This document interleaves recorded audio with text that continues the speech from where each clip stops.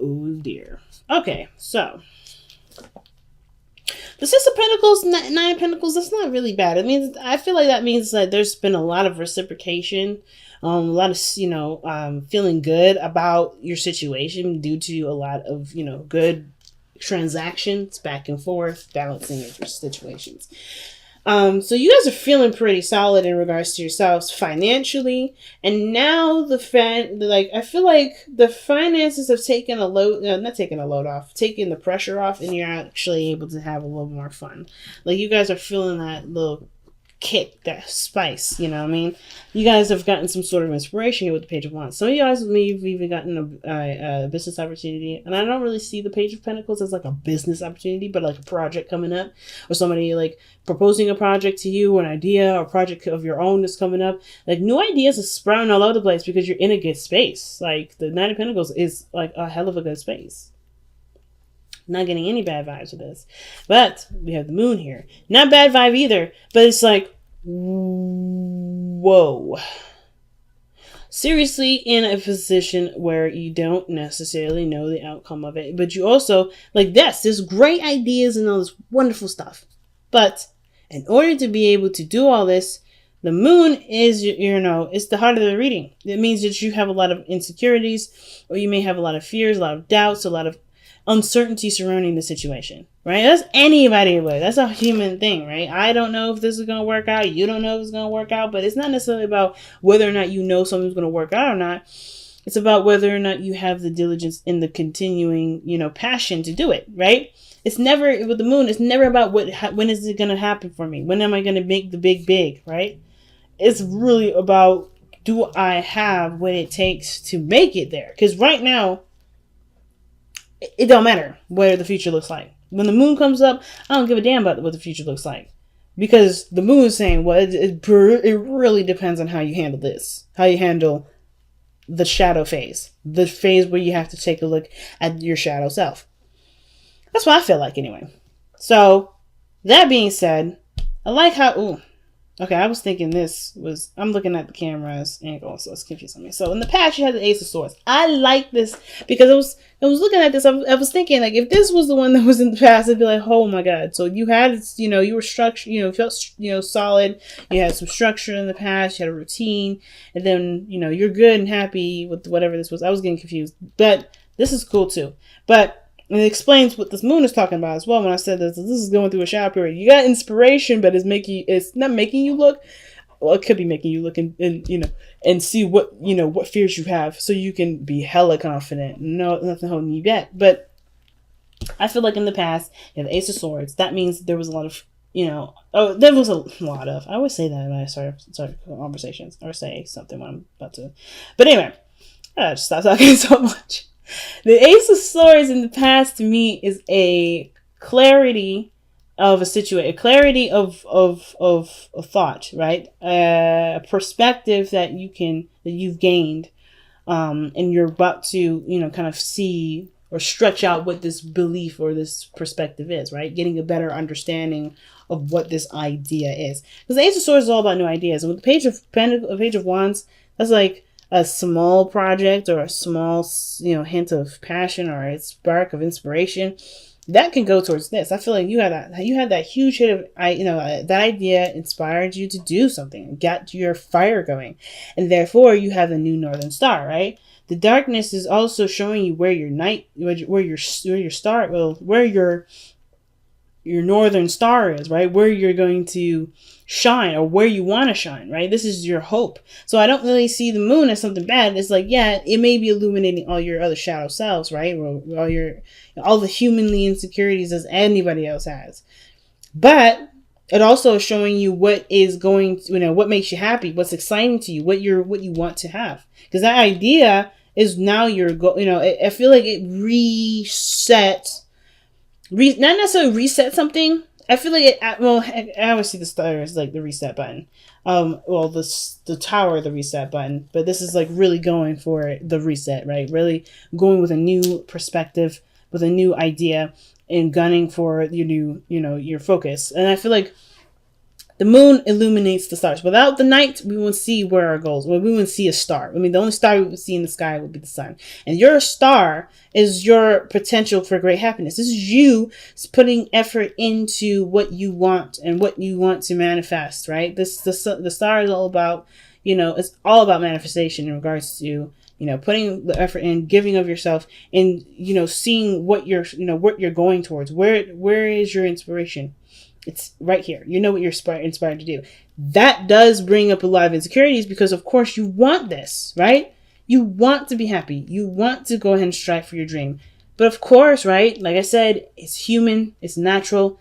We get caught up in the idea, or not caught up. I don't think you're caught up in anywhere. But I feel like we're tied between feeling inspired and ready to go after, but then not having that certainty, right? To say, okay, is my dream a guarantee? Because that's the problem. That's the problem that that the moon can have sometimes. We can be so caught up in certainty or having certainty that we lose focus. We lose track of that beautiful star that's standing there.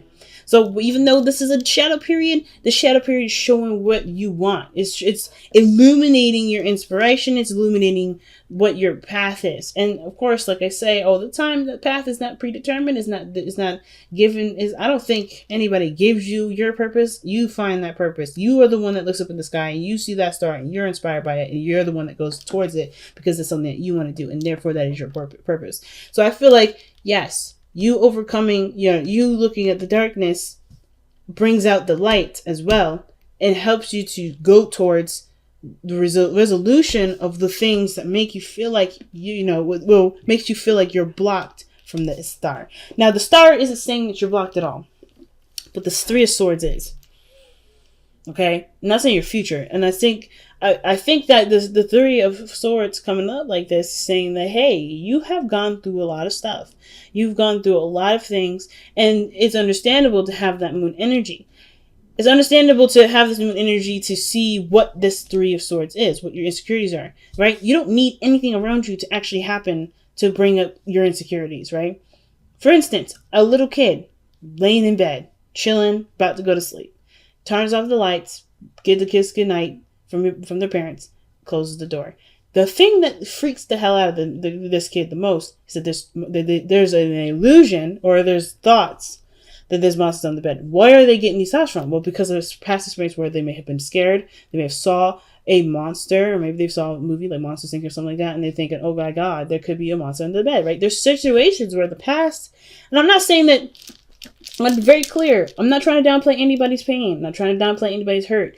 I'm literally just using this as an example to kind of explain that this Three of Swords and the moon go hand in hand with the star. Okay? Hand in hand with the star, and I'll explain in a moment, because I'm not, but first, that explanation is not to say that your emotions and how you feel is illegitimate and it's childish. Not at all.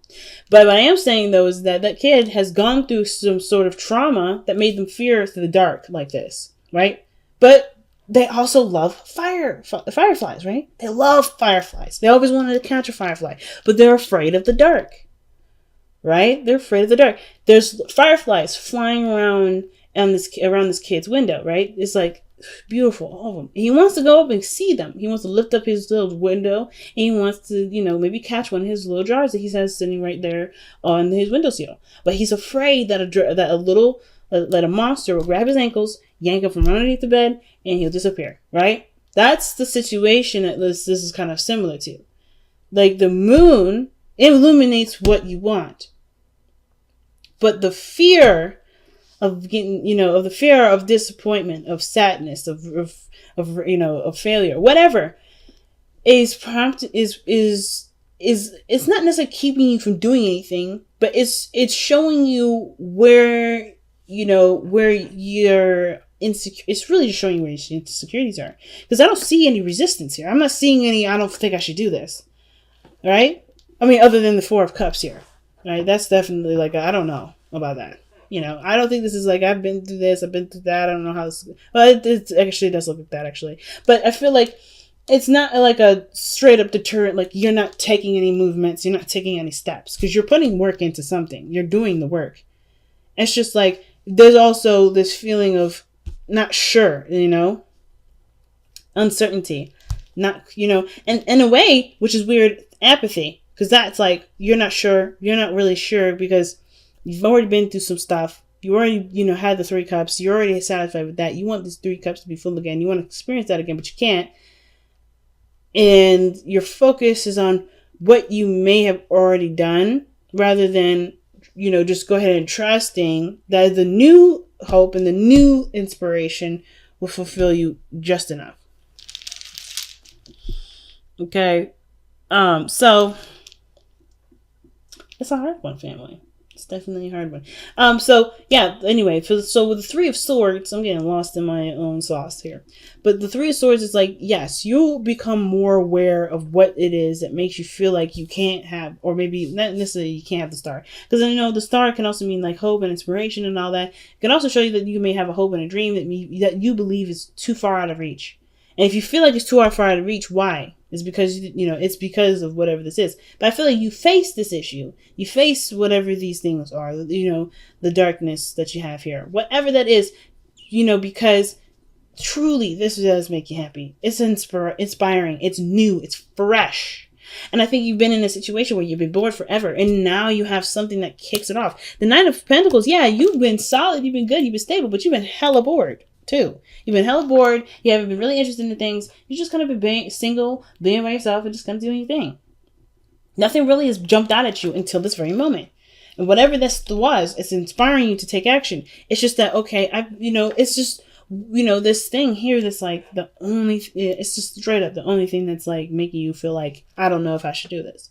So why is your advice the King of Wands, right? I might pull a clarify that. I don't know. But the King of Wands being advice anyway talks about running with your passion, focusing on what makes you feel good, right? Letting this passion fuel the work needing to be done to make your dream a success, to go ahead and manifest this. The King of Wands, I believe he is the manifestor of the Zodiac. He's manifestor of the Tarot. That or the King of Cups. I believe it's really the King of Wands because he makes all his dreams happen. Nothing keeps him down. Nothing makes him afraid.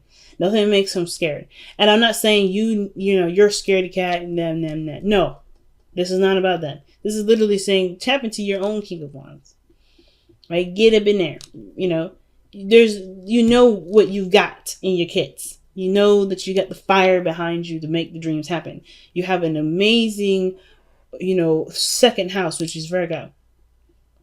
Excuse me. You have an amazing 3rd house, which is Virgo. Communication, organizing. You got Virgo in your 3rd house. I would use that to help you, go towards your goals. But seriously, though, not about placements in astrology necessarily. It's about tapping into your inner fire. Letting that passion consume you. In a sense, not in a sense like where you're saturated with it and you can't really do anything because you're just like, oh, I want this, oh, I want this. No, not necessarily. It's about knowing that your passion is good enough to take on the challenges that lie ahead. Being extremely confident in yourself because you have gotten to a place where you are comfortable. You've gotten to a good place. And I feel like with the King of Wands, he's all about the journey. He's all about, the journey and the focus and passion, right? He doesn't care about the outside factors. He doesn't care about what other people think. He doesn't give a hell. This is his kingdom. This is your life. This is your world. Not a goddamn person can tell you what you should and shouldn't do because you are living your life the way you want to live it. They ain't living your life. They ain't doing anything for you. So I feel like with the King of Wands, it's like the advice is really just like embodying the King of Wands, right? Just kind of like, I guess like this inspiration is all you need. Of course, this is going to crop up, right? The insecurities and the fear and the pain and the stuff from the past. But you'll deal with it because you have something that's inspiring you to deal with it. I wouldn't say don't let. I guess the thing is that the King of Wands would never let his insecurities keep him from what he wants to do. He would always see this as a reason to excel past and to be successful. So I guess the way to see it, I guess to move forward, the King of Wands is like don't let your fears be the apprehension. Let your fears be the not the influence, but the fuel that will continue that'll make your dreams come true. Because your external energy is showing the Four of Cups. That is apathy. That is like boredom. That is like, ugh. You have the cup right there. You know it's right there. And you feel it in your soul. The Page of Wands, that fiery passion, that excitement. It's just about, you know, I really feel like it's just legitimately about just taking the step without having to know every detail. It's about trusting yourself, mostly. Because the King of Wands will always trust himself. He always trusts himself. And I feel like you do have that sense of trust in yourself. You know, I feel like that's there. And all you need to do is just, you know, take action. King of Wands, let's go. You know what I mean? So, your hopes and fears is the 10 of Cups. That's talking about happiness, being surrounded by people that could be happy for you, happy with you, having a good time. But also dream fulfillment, right? Well, the 9 of Cups is really dream fulfillment. But this is also, like I feel like the 10 of Cups, is living the dream and enjoying the dream with people.